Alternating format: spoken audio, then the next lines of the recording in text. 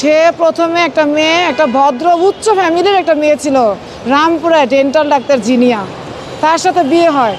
সে মেয়েটার জীবন নষ্ট করলো। সে মেয়ে নাকি শুধু লাকিজ গুছিয়ে বলছে যে না, আমাকে শুধু ডিভোর্স একটা সাইন দেন। তারপর দ্বিতীয় বিয়ে করে আমেরিকান সিটিজেন মেয়ে। তার সমস্ত ডকুমেন্ট আমার হাতে, আমি পেয়েছি এগুলো রুমের থেকে। তারপরে একটা ইঞ্জিনিয়ার মেয়ে বিয়ে করে শিলা। তারপর কিন্তু আমি জানি তার দ্বিতীয় স্ত্রী। এখন আপনাকেও ডিভোর্স দিতে যাচ্ছে। এখন সে আমাকে বলে যে এক মেয়ে মানুষ তার বেশি দিন ভালো লাগে না, আমি বিয়ে করব, তুমি বাবার বাড়ি চলে যাও। তখন আমি এই যে সমাজের সর্বোচ্চ জায়গায় বিচার চাচ্ছি আপনাদের সবার কাছে, দাঁড়ে দাঁড়ে ভিক্ষা চাচ্ছি। বদমাস স্বামী কেন আমার জীবনে এইভাবে দুর্নাম দিল?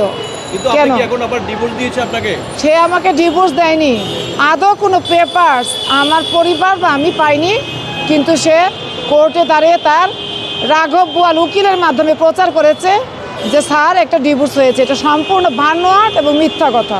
আচ্ছা, যে আপনারা তিনজনের স্ত্রী ছিল, সেই তিনজনের সাথে কি তার ডিভোর্স হয়েছে আপনি জানেন? আমি জানি।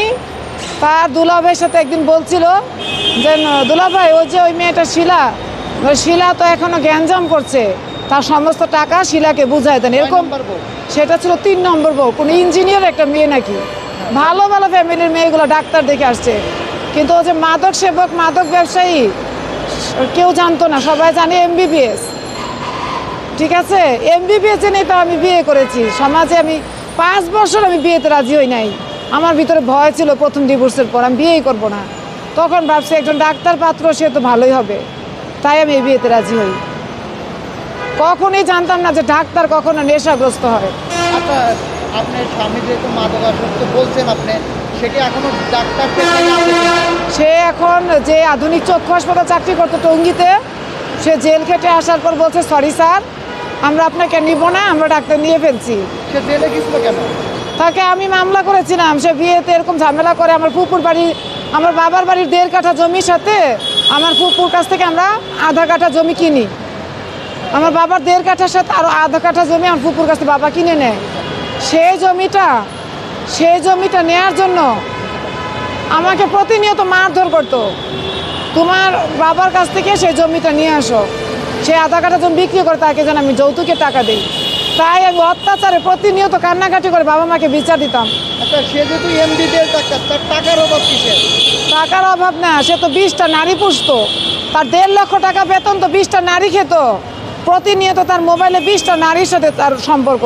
আমি তার স্ত্রী হয়ে সকালবেলা নাস্তা তৈরি করি, আর সে বালিশ পেতে বসে বসে মেয়েদের সাথে প্রেম করে ঘরে বসে। তো আপনি একটা নারী হয়ে আপনার স্বামীকে আপনি কন্ট্রোল করতে পারেন না?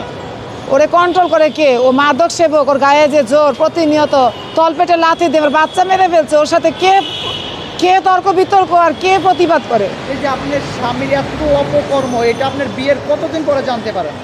একদম বিয়ের প্রায় 1-2 সপ্তাহের মধ্যে ও আমার গলায় টিপ দিয়ে গোলাপি মাংস বের করে ফেলছিল। পরকীয়ার জন্য যে ফোন আসতো তার প্রতিবাদ করাতে, রাত্রে তখন 3টা বাজে। সেদিনে আল্লাহ হয়তো আমাকে আল্লাহ আমার জীবনটা ভিক্ষা দিয়েছিল। সেদিন আমার গলা দেখে অ্যাডভোকেট জুলহাস বলছে আপনি ডায়েরি করেন, টঙ্গী পূর্ব থানায় গিয়ে ডায়েরি করেন। তখন নতুন বিয়ে হয়েছে, থানা পুলিশ আমার কাছে খুব জঘন্য মনে হয়েছে আমি পারবো না, কখনো থানায় যাইনি। তখন অ্যাডভোকেট জুলহাস বলছে আপনাকে যেভাবে গোলাপি মাংস বের করে ফেলছে গলার মধ্যে টিপ দিয়ে, এ তো মেরে ফেলবে কোনোদিন। আপা, আপনি হয় সংসার করেন না চলে যান, কোনোদিন মেরে ফেলবে, মাদকাসক্ত লোক আপনাকে মেরে ফেলবে। আচ্ছা, আপনার বিয়ের সম্পর্ক, মানে এই সম্পর্ক বয়স কত বছর? আমি 16 সালের 27শে ফেব্রুয়ারি আমার বিয়ে হয়, আর মামলা করি 20 সনের ডিসেম্বরের 30 তারিখও ধরা পড়ে। কোনো ছেলে সন্তান আছে আপনার এখন? ওর পেটে যে সন্তান আমার গর্ভে ছিল, ও তো 2 মাস 8 দিনের বেবি, তলপেটে লাথি দিয়ে মেরে ফেলে। আর এই যে আমার বেবি, আমার ওরও একটা প্রথম ওয়াইফের ঘরে ডেন্টাল ডাক্তার জিনিয়ার ঘরে একটা মেয়ে, আর আমার ছিল এই ছেলে, দুজনই সমান ছিলাম, তাই তো বিয়েতে রাজি হয়েছি। ওরও একটা প্রবলেম, আমারও প্রবলেম। কিন্তু আমি বিয়ের পর ওর ভাইস্তা বলে চাচি প্রত্যেকটা স্ত্রী ভালো ছিল, ওই খারাপ, প্রত্যেকটা মেয়ে ভালো ছিল। তখন আমি বলি প্রত্যেকটা মেয়ে মানে কি? তখন আমি আস্তে আস্তে ওই যে ওর ওয়ার্ড্রপের কাপড় টাপড় নিচে দেখি এই সমস্ত মেয়েদের ছবি, বিয়ের কাগজপত্র, ডকুমেন্ট সব পেয়ে যাই। আচ্ছা, লাস্ট এখন আপনি কি চাচ্ছেন? লাস্ট আমি চাই এই অত্যাচারী স্বামীর কাছ থেকে পরিত্রাণ, এবং মামলা মোকদ্দমা যে বা যারা রাঘব বোয়াল আমার সর্বনাশ করেছে, 4টা বছর রাস্তায় ধুলোর সাথে মিশে যাচ্ছি, ন্যায় বিচারে ওদের শাস্তি, সে যত বড় ঊর্ধ্বতন হোক, সে প্রশাসন হোক, উকিল হোক, আর যদি হয় কোনো আইনজীবী সেও হোক, কিন্তু একটু আমাকে বলবেন আপনার কাবিন কত?